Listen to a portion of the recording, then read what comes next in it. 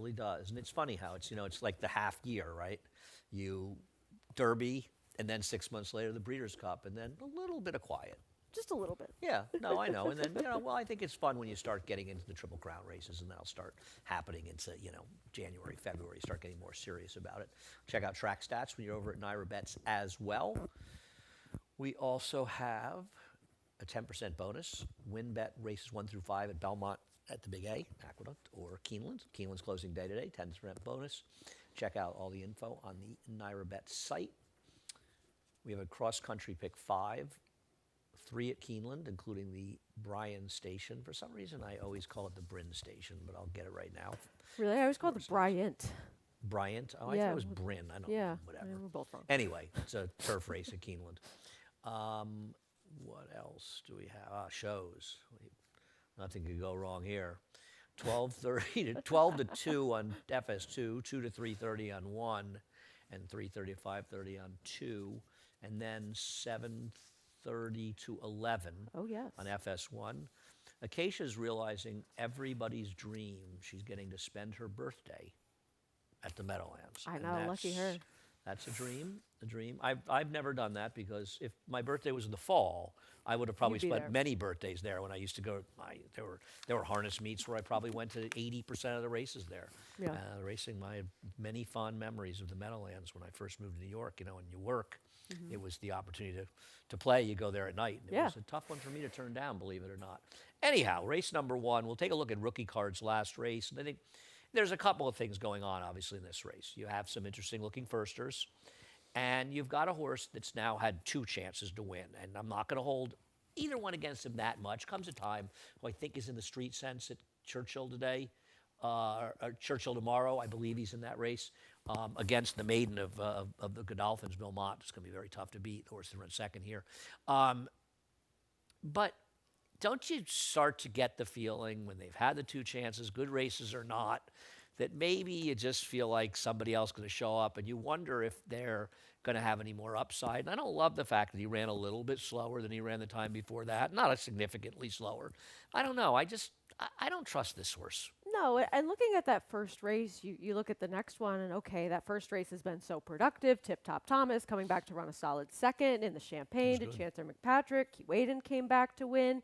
But I thought he had things a little bit more his own way, arguably, in that last start. Not quite as much of a pressured pace. I know that the horse that broke a little bit slow towards the inside, Au Contraire, did rush up, engage him, but that was for a brief moment by comparison. And so I didn't see as much of an excuse for him last time in terms of who he was facing. He was second best. I mean, he should have won. Then again, maybe Comes a Time was okay. He wasn't Brad Cox firster that had some good work. So maybe he's just been a little bit unlucky, to be fair.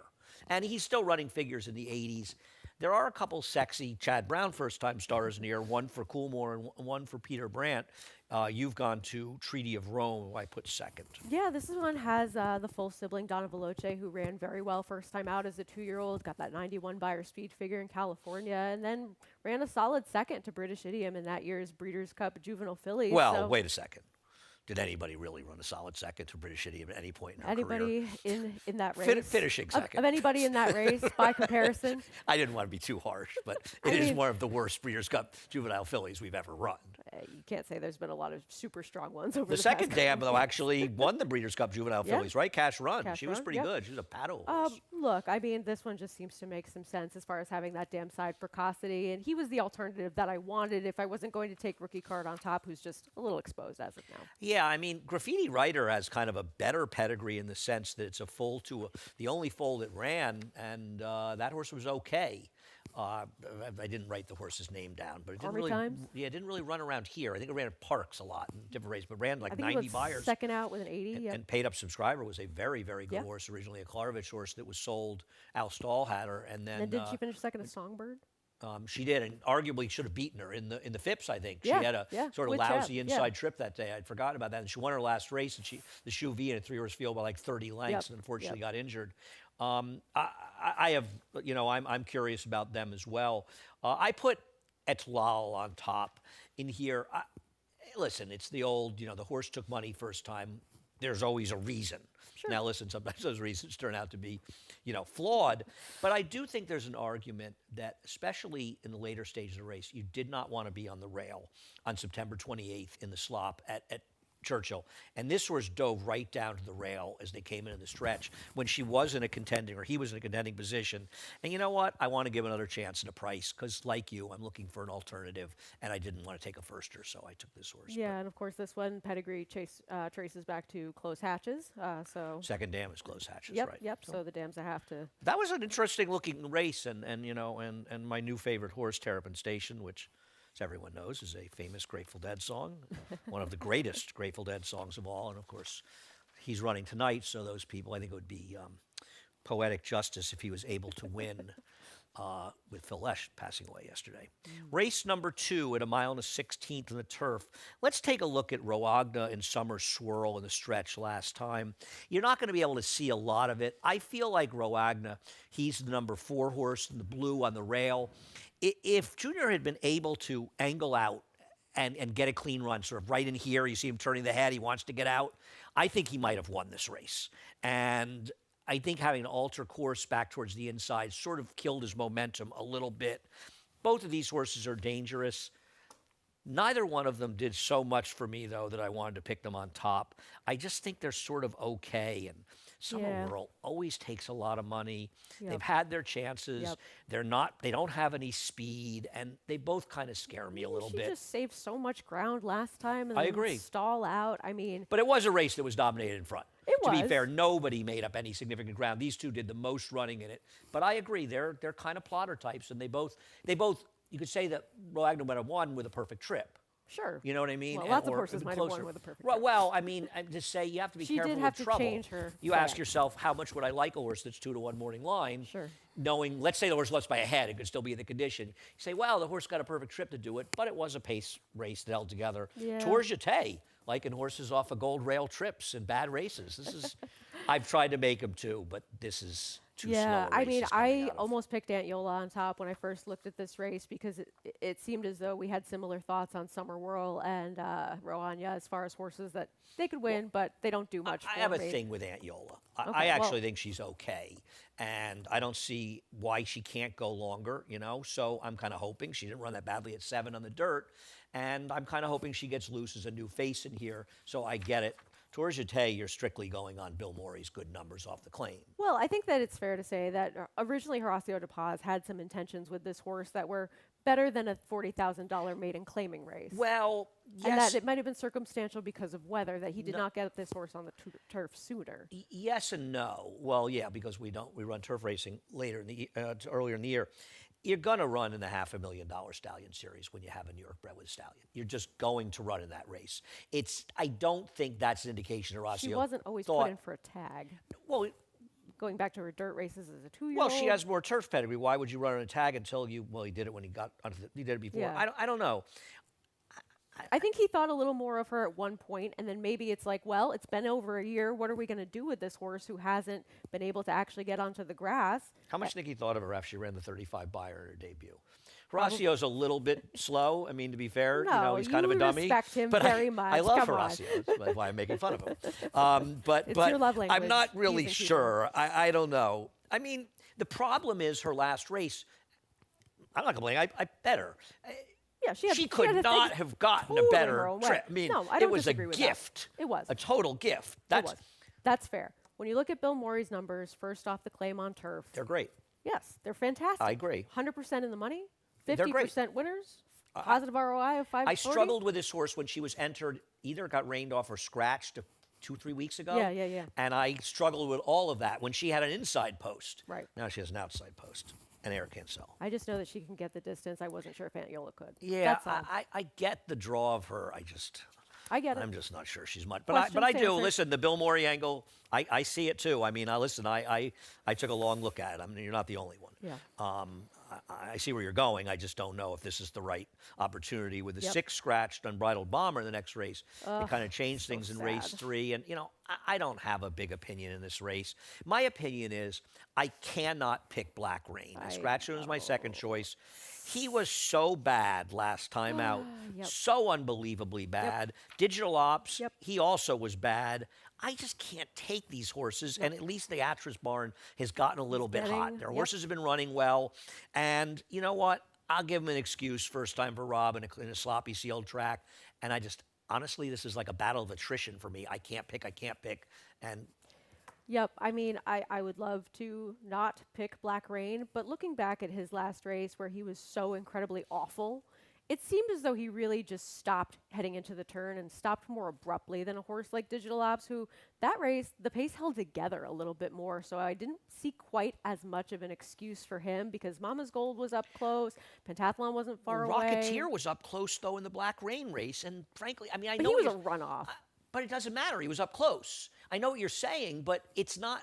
Yes, that was an honest contested pace. Yeah, I'm saying But that pace he fell wasn't apart sitting more. very far ahead of D-Day Sky, No, whose I'm saying PPs are that atrocious. pace fell apart more with Moore's Law getting up to get that victory, more so than it almost seemed like something may have not gone quite as well with Black Rain, where I didn't have the Something same went wrong with excuse. both of them. Well, and sure. there's obviously better horses going back. Something went wrong with both of them. The fact that they're back in is probably a good sign. Yeah. But, I mean, listen, the six I didn't like scratch, and him. it's an ugly Everything race, has and you probably changed. like the six in I here. did, So yep. I Here we get are. it. It's not, but, you know, we're looking at 6 to 5 and 5 and 2 in the morning line of two horses that lost their last race by a combined 53 3/4 lengths. Yep, and there's you know. one that I could make maybe And they may a run one, small too. excuse for. Yeah, exactly. But I just didn't want to take OP Firecracker because he's just kind of that plodding type that picks up some pieces and doesn't really win much and doesn't have the faster races recently to go back to. Whereas, okay, you make an excuse for the last two races for Black Rain and Digital Ops. You get back to their race before that, they're right there. I wouldn't call him a plotter, but he's not exactly a speed horse. I don't disagree with that.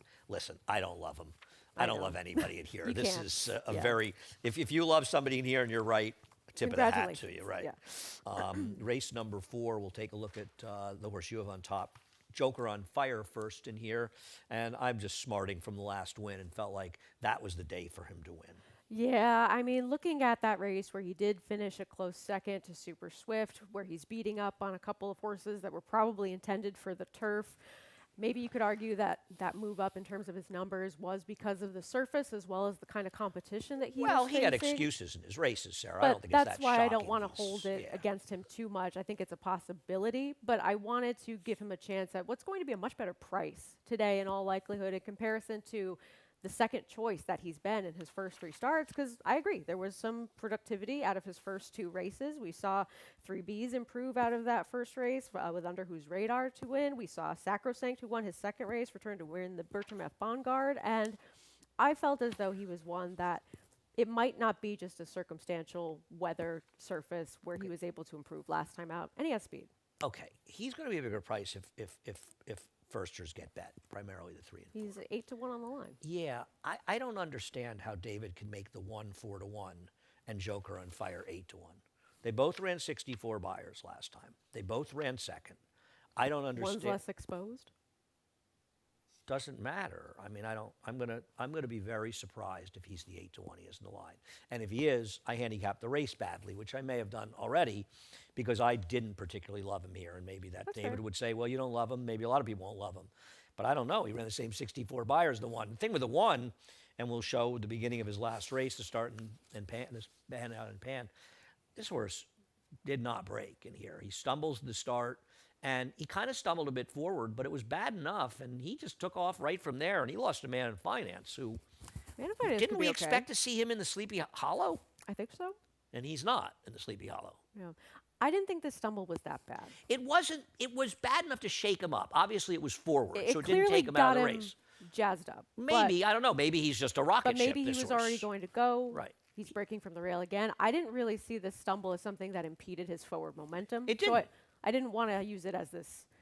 It's not a excuse for him. massive excuse, but it's happened. something, and he Sure. still ran a fast race. And, He did. you know, he did it getting chased by a horse who's obviously very talented. Now, who knows when we'll see him again if he's not in that race.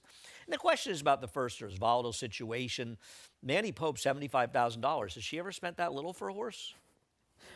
What I would not give to just have the kind of funds to The buy. broodmares? Yeah. I mean, Well, you just working well. need to have the dollar store in your Sure, favor. right. He's working well. It's got bullet drill. John Kimball's barn doing well lately. So I don't know. I mean, I wanted some experience that I've seen rather than horses that I haven't seen as of yet, but we'll see. Yeah, I don't know anything about wholesale at all. There's really no pedigree to speak of on this horse, but is a Vacoma. I thought Sir Cartwright with IRAD riding could be a little bit interesting on the outside as well. I know our friend David's interested in the 9 in this race, New Matthew. There could be a lot of things going on in here. We'll see what happens. We've taken ones that ran, but maybe they're horses that haven't run their good will break after 5. We'll come out race number 5. I got to tell you something. I wish that I could find somebody interesting in this field. Yeah. You know, I just picked Willing to Risk It All because he's faster than these horses, and he's been running against some better horses in his turf races. And like a horse like Decanted will go back to the 3rd place finish 3 back at Churchill to see you don't have to stare at us any longer, where he ran 3rd. I guess he could win off that. But overall, aren't most of his races a little bit dubious? Well, didn't he take forever to break his maiden? And then when he finally did, it was because he was able to control on the front end. And wasn't that sort of what he was able to do here and still got run down? And with Nanoman stretching out in distance, I just didn't really see him having the same kind of control of the race early on as he has been able to have when he's been more successful. And I just don't know that he's necessarily quite as fast as some of the others. Well, in here. no, He he's doesn't not get as things fast his as own way. Inflation Nation. He's probably not really as fast as the horse inside of him, as either of the horses inside of him, particularly Willing to Risk It All. So, yeah, I had Nanoman stretching out. I mean, listen, I'm not even convinced that Inflation Nation, the stretch out, is impossible in this race. Yeah, that's fair. I don't like anybody in here. I don't know what to do with Time Song, the horse that you picked, Sarah. I don't either. These are the kinds of horses that I see first thing, and I'm like, well, I have to try to make a case against this horse because I don't really like anything in particular about them. But then when you go through the rest of the field, it's like, well, what do I really like about somebody else so much more so And he than the drew horse better than who's going to be closer to the inside, has been facing much better horses, more lightly raced than others, has some fast numbers. I mean, there's just a lot to go on with him in terms of having that upside where some others really don't. I don't know if he has any upside, because he's dropping in Against for a a level like 40,000 this? claimer. I don't think it's a question of upside. He might just be good enough to win, and I don't think upside comes into play here. He just drew significantly better than the 9 and 10 in this race, especially going a mile. And listen, he ran well enough last time. He's a new gelding, and they're dropping him, but they're probably right to drop him. Where are they going with him? He's going to be 4 soon, and I don't think he's winning any stakes. And if he wins a non-winners of 1, it's going to be a pretty weak field, right? Yeah. So, yeah, I get it. Yeah. He is still dropping for 40. They did pay a lot for him. I don't know. He ran well enough that I'm surprised they're being that nonchalant. He's not a 4 or 5-year-old. He's a 3-year-old. But what's next? That's the thing that you have to think of. It's like, well, does he then go down to Gulfstream with Weaver for the winter? Where is he going to fit in down there? Everybody's aiming for that meet in terms of having horses run on the turf. I just don't really know that there's like a logical spot for him coming up. That's fair. That's fair. And this is owned by Rapoli and St. Elias. They don't really have horses together. They're probably happy to put in horses in claiming races. So that certainly makes sense. No, listen, he can win. I mean, it's the logical Lots of horses horses here are can the win. 2, 9, and 10. They are the supremely logical horses. There's a very good chance that one of them will win the race. Yeah. There's not really much else to say. And as you say with Time Song, he just drew a lot better than the other 2 horses, which probably gives him an advantage. Yep. See what happens. We'll come back with the pick 6 after a quick break. For almost 150 years, the Saratoga name has been synonymous with the finest quality, sustainably sourced spring water available anywhere. Saratoga carries on the rich tradition of its forefathers by crafting each stunning blue glass bottle with the same attention to detail and care that has been its hallmark for generations. Visit SaratogaSpringwater.com today or ask for us by name at your local market or restaurant. Saratoga Spring Water. Make every day exquisite.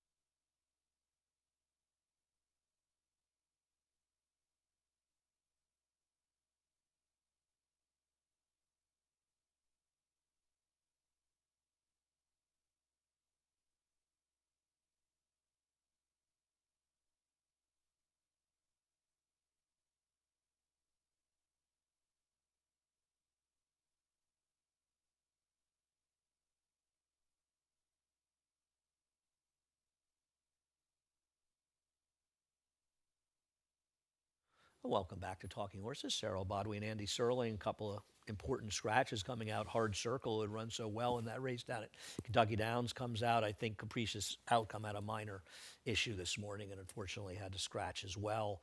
And it does change the race a lot. And I guess, with these scratches, a horse like Hands of Time is going to become an overwhelming favorite, right? Yeah, I mean, this is the horse that sort of had the proven turf form coming in. Not that it was necessarily that good, but there was a lot of unknowns coming into this race and not exactly a lot to hang your hat on in terms of the other horses in this field that were the first-time starters or switching surfaces. So I don't know. I mean, well, you scratch in the horse at least with one scratch, maybe two, right? Several, yeah. But he's just the one that seems to be able to handle the surface and be able to run on it well enough to win if nobody else takes a big step forward or runs very well on debut. Yeah, the thing that's bothered me a little bit is he's had such good trips in his races, and that's what's kind of bothered me about him. Obviously, with the scratches, he can win. He could have won without them. I scratch in, and I picked the race 11-7, so it's a 3-deep scratch for me.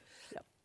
With the one who they tried to run the turf first time out and doesn't have like overwhelming turf pedigree. The dam was pretty good in the grass, but there just isn't much left in here unless you want to go to Cypher. But Cypher, I mean, this is a giant Phipps pedigree.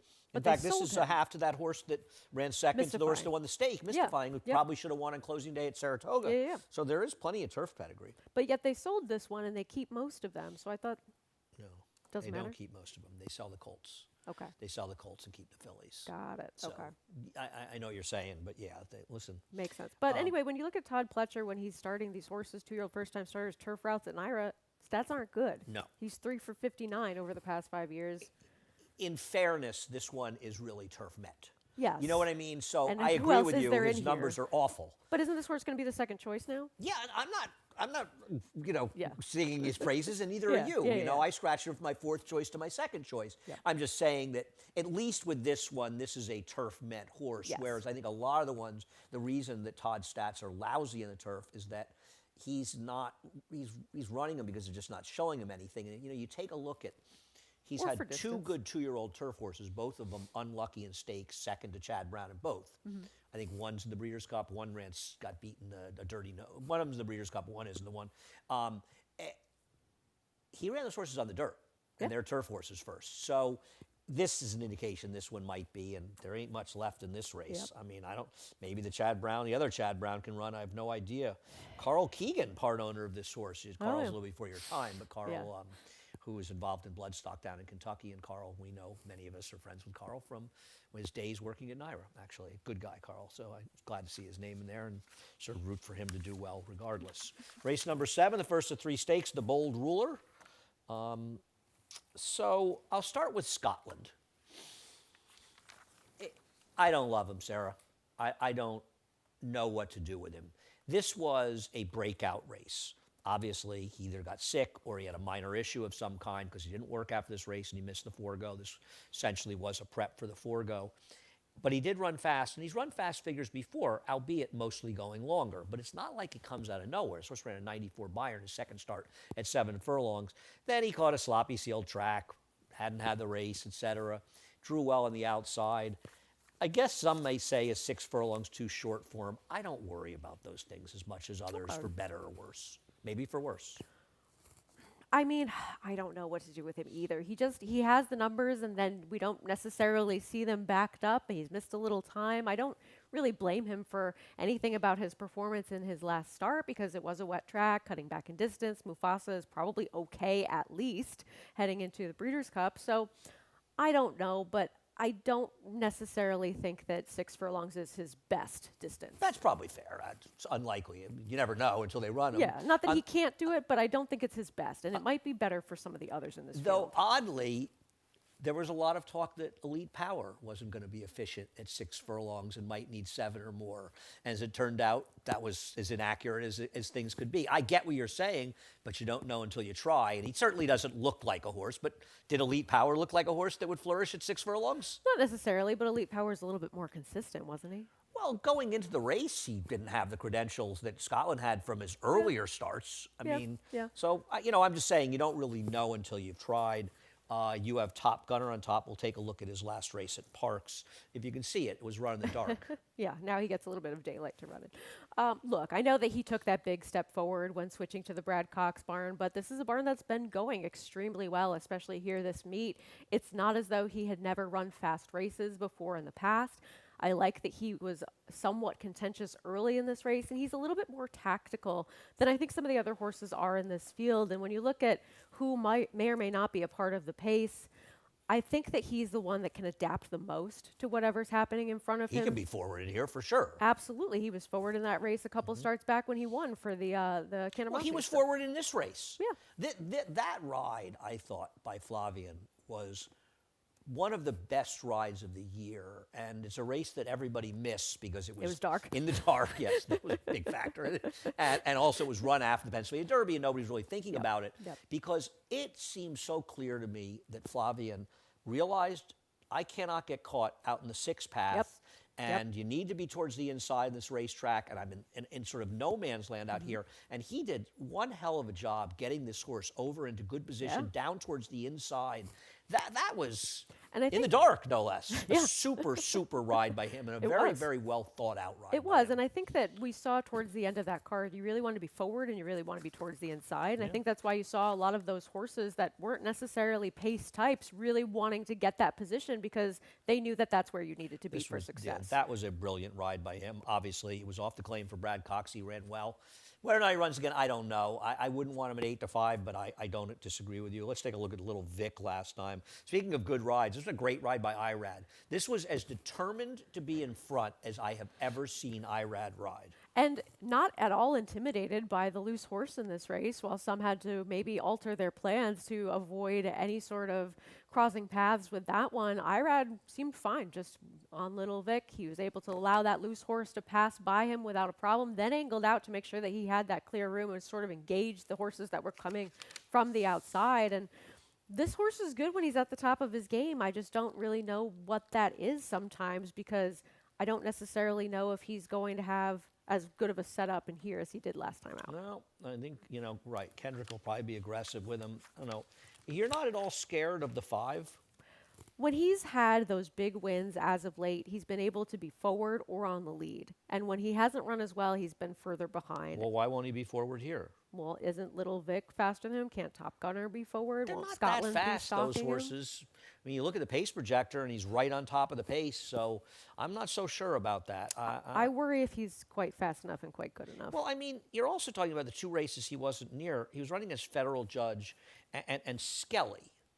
There ain't no federal judges in Skelly in this race. No. They're a little busy getting ready for the Breeders' Cup. So I'm going to disagree with you there. But it's not like he ran well in either of those races. It's not like he ran that badly, frankly. Which horse in here would have been competitive against those horses? I think they would have finished a little bit better than him. I'm not sure about that. Okay. I'm not sure I agree. I mean, federal judge, I mean, he finished a length and 3/4 behind Nakatomi, who was coming off a big win in the Vanderbilt. Now, he didn't really run his race, but Comedy Town has been terrific on the dirt. I'm not sure. I mean, I don't love this horse. I thought his race last time was better than the one in Saratoga. I will say that. I don't know. He got a 90 buyer, and I don't know. I think you're thinking this field might be a little better than it is. Maybe I'm just being too harsh on him, or both. It's completely possible. I just don't know if he quite is going to get the right kind of trip that he's been successful with over his past couple of races when he's been successful. Well, but he's. Geez, I don't see that, but we'll agree to disagree.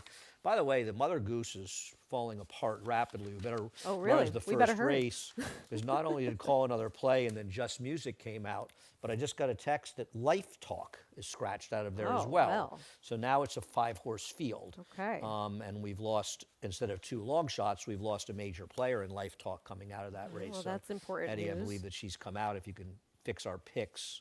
I don't know. I had her in there somewhere, I think. I'll you got that scratch, Eddie? 4 instead, Eddie. Thank you very much. Anyway. All right, race number 8, the 49er. I last saw 49er. I saw him at Claiborne in 94. He was still there. He was an adjacent paddock to Seeking the Gold. It was pretty cool that rivalry. I was watching back his Naira mile handicap last night because I was trying to find it for the show for today. Impressive. I think it was the first Naira mile. Yeah, 88. And, of course, it's famous because there was a jockey strike. And the rider was Billy Fox, who is better known as being Tammy Fox's brother. I think in some ways Tammy, of course, Dale Roman's partner. And if you don't know Tammy, you're missing out. She's a character. She's the greatest. She is the greatest. So anyway, We'll see what happens in the 49er. We went to great lengths to make sure we didn't have a race named for a Christophe Clement runner. That's what really went on here. You were like first at the We ballot changed to the protest. Forbidden Apple to the Kelso because we wanted to preserve a race for Kelso. And then we changed the Kelso to the 49er. It's like a town hall meeting, and It's you're way the it goes, first one there to Christophe. be You like, got nope, left out in can't the- be. Got left out. Messier, your top pick. I guess the question with him is a question of trust, not ability. Yeah, and I think there's a fair amount of questionable trust with a lot of horses in this field, but at least with him, I like that he has shown that he can be somewhat forward in his races when he's been more successful. He's not a consistent type by any means. He clearly has some trouble staying on the racetrack consistently, but when he shows up with his solid races. And even that Excelsior, I know that he was disqualified. Laughing Boy was put up, helped out Greg Wolf, I believe, with a pretty nice score that day, but he's run consistently well for this barn. He ran very well in the race. I thought he was unjustly taken down, as a lot of people did, and he ran very well in there. I don't listen. I think he's terrific when he runs his races. I just not sure I trust him coming back in 6 months. That's all. No, that's completely fair. If I trusted that he'd run those races, I would have picked him in here. Right. I think he's absolutely the horse to beat. I thought he was a horse that always had talent, that was getting good for Rick. It's just, I just wonder if coming back in 6 months, much you can rely on him. And that's it. Coastal Mission and Repo Rocks, a race that also included Film Star as well. Well, Repo Rocks ran well in here, but trust always a question with him, isn't it? Well, it's just hard to decipher what's his true level of ability and what sort of race you're going to see from him in terms of when he runs next. And I just thought that in the stretch of this race, he seemed to be getting a little bit leg weary. He's drifting out, and then he's drifting back in after battling with Injunction. And What did Coastal Mission get if he got leg weary? Well, Coastal Mission closed from further back than I understand, but he he looked like he had gone by him easily, and you could argue the other horse was coming back on him. So you say he got leg weary, so did Coastal Mission. I mean, well, I didn't pick either of them on top. No, but I'm saying, like, I don't love either one of them. I think Coastal Mission is the more likely one, a little bit more trustworthy. Yeah. I just don't trust Repo Rocks. No, because you don't know what race you're going to get. There are races that absolutely blow this field out of the water. There are races that still win. There are races that don't win. And He's a very, very difficult horse to read because he's a horse, before Jamie Ness got him, that was wallowing. So, and then you go to my pick, Jefferson Street, who's the remaining sort of sane horse left in the race. And we'll take a look at his second last time out. Maybe I just have a thing for this horse, but you're talking about a horse that ran a 102 buyer on Belmont Stakes weekend. He didn't even do it riding the bias. He had a good trip doing that. He ran fast figures early. He ran a fast figure in this race. I feel like he's a horse that has run numbers fast enough to win this race, and he's going to be a decent enough price. He picks up Flavien Prat, and I just don't love, I don't trust the two off the layoff. Yeah. I'm not Coastal Mission's biggest fan, though I can certainly see his merits in here, and I do think this horse is fast enough to win, and it'll probably be in the 4 to 6 to 1 range, so I picked him. I don't love him. Today's the day the Mott Barn wakes up, according to you? Well, you and I have a very vastly different opinion We of the Mott don't, Barn. as We much do. as you think we do. I just pointed out numbers that are what they are. And the meaning is up to debate. Well, no, but you just are the one that brought I'm going to wake up the Mott Barn. I don't think the Mott Barn has been as dead as the numbers suggest. I think he's had a lot of second-place finishes. I don't think, if you look through, that his horses have dramatically underperformed. He runs a lot of horses that just can't win.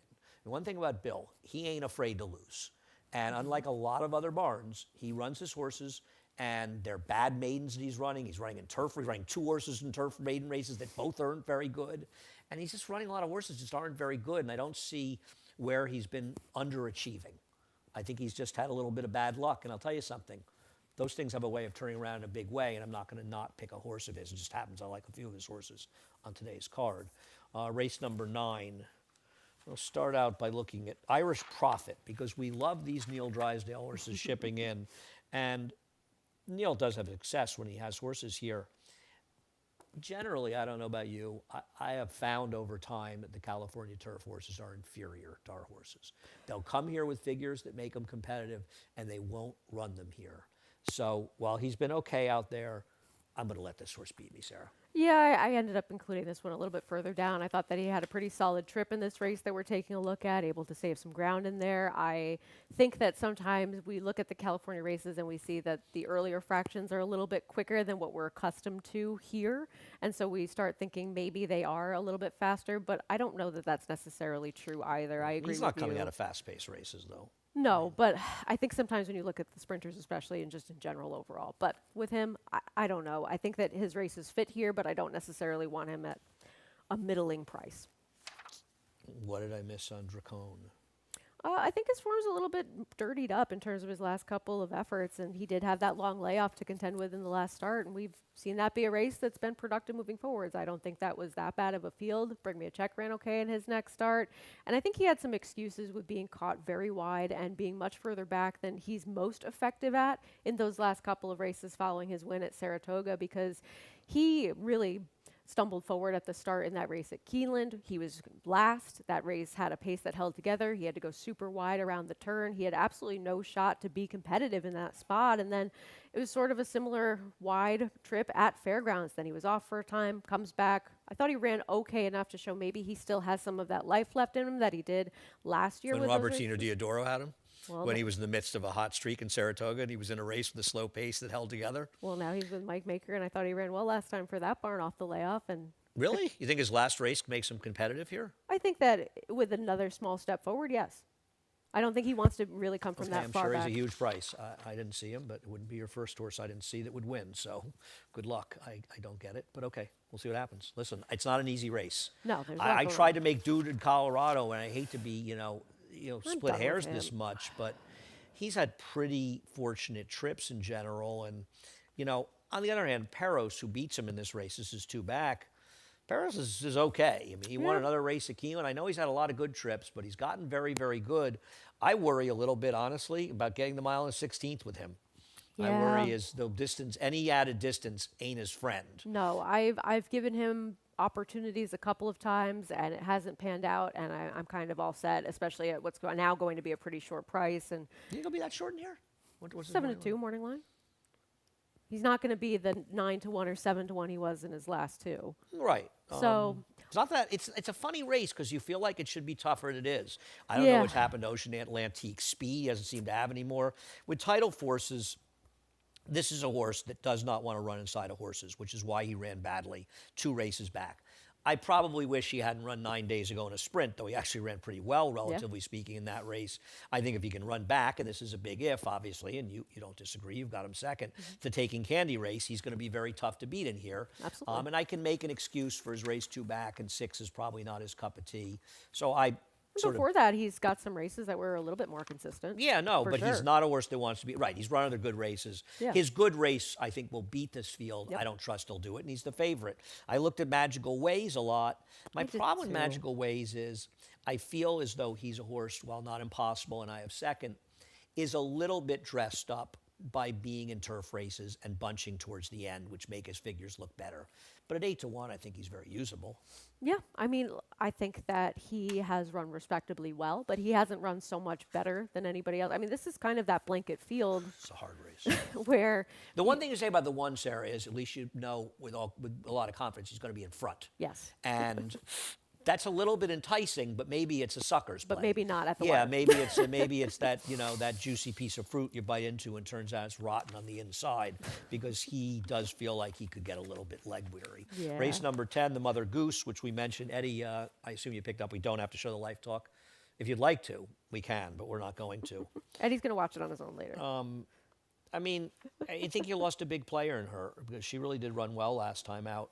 We'll take a look at Gunsong and Tarifa, and you're going to tell me why you think Tarifa's going to turn the tables today.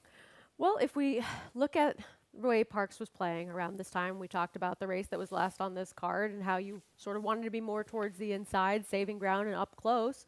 I think that Gunsong had a little bit of more of an opportunity to be up closer and more towards the inside, as well as what we've seen as an affinity towards the racetrack because she had won that start prior, and John Velasquez was aggressive with her. Tarifa, But Gunsong wasn't on the inside. She was never on the inside. She was more towards the inside than Tarifa. I don't know. Want to go back to the head of the stretch and take a look at this? Because I don't think she's that much more inside than Tarifa is. Maybe it's not significant, but it's still there, and she was closer. Can you run that replay again, Eddie? I'm sorry to do that, because I don't agree with you. Okay. I don't agree that that Gunsong saved more ground than she did. I mean, right here, they're basically in the same path. I mean, she comes a Tarifa's little bit angling outside out. of her because the other horse is forcing her out, but I'm not, listen. It's not significantly dramatic, but I still think it's there. And I think that mostly what I take from this race is how bad Power Squeeze was to tell you that horses weren't really making up ground from the back. That's fine, but Tarifa was right on top of the pace. I mean, she was a length off of Gunsong, and Gunsong outran her by 3.5 lengths in the stretch. So she lost a lot of ground. Now listen, Tarifa obviously has back race, can win the race, and I've got her second, and she can certainly win. But I'm not sure I agree with the notion that she was somehow compromised last time, any more so than Gunsong was. Okay. I mean, I just don't really see that. It's just, I mean, at the top of the stretch, she's covered in mud. Gunsong isn't. I don't know. Because Gunsong was in front of her. Exactly. But she wasn't that far in front of her. And horses win that are covered with mud. We I saw one a understand little that, but I'm earlier saying in the with card, the way that right? the track was playing that day, which we had talked about with the previous race, that you really wanted to have significant forward position and be more towards the inside. I'm not Was it 100% sure I significant? agree No. with that, but I also don't agree that Tarifa was compromised by her positioning in the race. I don't. We'll just have to agree to disagree about it, because I don't see the argument, especially a 3.5 length argument. If she lost by a half length to her, then you can have the conversation. But she got blown out in the stretch, and I mean, to be perfectly fair, Tarifa's going to take more money than she should because she's Godolphin and she's Brad Cox. But based on their last races, in my opinion, she has no chance to beat Gunsong. And I think there's also an argument with Tarifa is that she kind of had a lot of promise early in the year and she's kind of not panned out. I mean, what was her excuse losing to Fibber? I think that her excuse actually in that race was that she drew towards the inside and she had to go from the rail to keep her position and battle with other horses that ultimately set up really well for Fibber, who sat in that stalking position right behind her. And I think that post position sort of determined her fate in that race coming off that layoff since the Kentucky Oaks, where clearly something did not go her way. And then you go before that, she has races that make a ton of sense. Listen, maybe she steps forward for Brad. I wanted to make her originally. I ended up not being able to make her in there. I thought Life Talk was very dangerous off her last race. I frankly thought she might be the biggest threat to the favorite in here if she got in, because I've never liked her, but she did run pretty well last time out. Now, the others in here, you've got Headline Hunters and Pretty Anna, who's the half to gun runner. And there's a lot less gun runners in this race now, right? No, there's still 3 gun runners. Yeah. There's 3 gun runners. The gun runners have stayed in. In a 2 did. Oh, sorry. In a Yeah, 5-horse Life Talk field, is there are out. 2 gun runners and a half to gun runner in Pretty Anna. I'll tell you something. I know Chad Brown is confident this horse is a 1 1/8 horse. I'm not. I did not like the way this horse finished last time. To me, she finished like a horse that's going to be more comfortable in 1 mile, 1-turn races, or even 7 furlong races. And this was a disappointing effort by her. Having said that, she's done a lot in 2 starts, and maybe she takes a step forward. Does she have to take that big a step forward to win here? No, but at the same time, this is the first time that she's put races back to back. She has to get a little bit more ground that I don't necessarily think is going to do her any favors because of the competition she's facing today relative to who she faced last time. And I know she does draw well towards the outside, but with her getting that trip that she got towards the outside of Camera last time, Well, you really Camera think she's ran. going to be head and head? Camera ran. Camera had been working extremely well going in that race, and I don't think that was the Camera that we saw here the other day. Listen, I don't like her either. I'm not bringing her, singing her praises, but I'll tell you one thing about her. With the scratches, it's now a 5-horse field, Yeah. and instead of having post 7, she's comfortably posted outside the She's speed probably and gun stalking talk, and right she to the ends up in a outside. pretty comfortable position. Now, Yeah. the problem is she's not as good as Gunsong from what we've seen. So if Gunsong runs a race, I'm not sure what she's going to do to put her away. Now, maybe she's a horse that helps your horse, Tarifa. Maybe she makes Gunsong run a little bit, though I doubt that Irad's going to be pressing the pace that hard, and Tarifa's not that slow either. It'll be interesting to see what happens. Yeah. I think even Pretty Anna's not impossible. Did she improve on turf, or did she improve for Chad? Maybe she's getting back to the right surface, and she's improved. I'm And not sure that's not She possible. has a couple of dirt races that would need to improve, but aren't so terrible to think that she can't stand up on the surface. No, right. I agree. She has to improve in her dirt races, but they're not right. She's got to improve a lot to win this race, but But they're maybe not she's 50 improved. buyers. Race number 11. We finally got here. We'll look at Wild Mischief and Forever to Go. The last race, I think we both picked Forever to Go. I just wanted a horse who was in front in that race, and I thought that maybe she'd be in front in here, Sarah. I didn't Yeah, have a brilliant idea. you made the argument last time when we talked about this race for the winner of this race in, what's her name? Marvelous, not Maud. The one who bolted and caused all the havoc. That's the one. That the inside was not really the place to be. She was never really on the rail, though, this horse.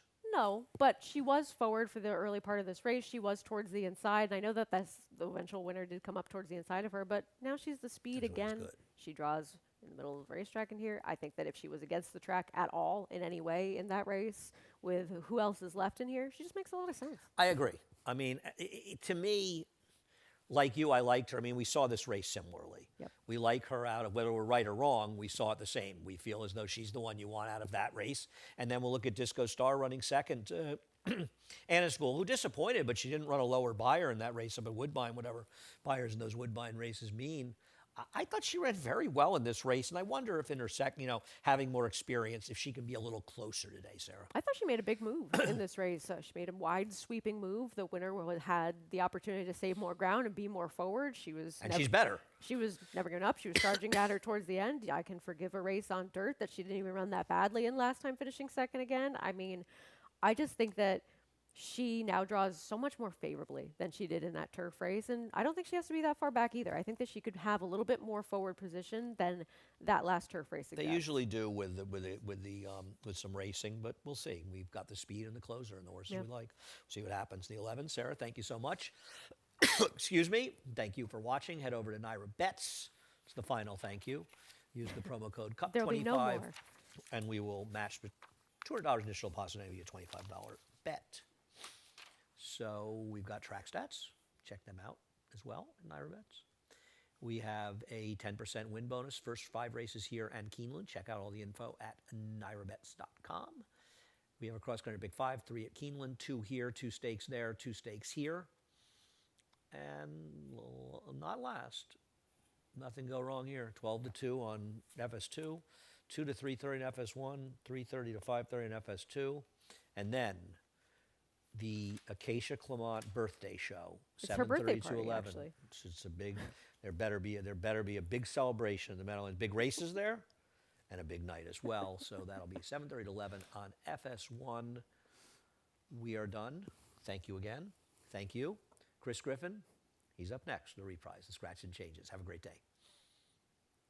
For almost 150 years, the Saratoga name has been synonymous with the finest quality, sustainably sourced spring water available anywhere. Saratoga carries on the rich tradition of its forefathers by crafting each stunning blue glass bottle with the same attention to detail and care that has been its hallmark for generations. Visit SaratogaSpringwater.com today or ask for us by name at your local market or restaurant. Saratoga Spring Water. Make every day exquisite.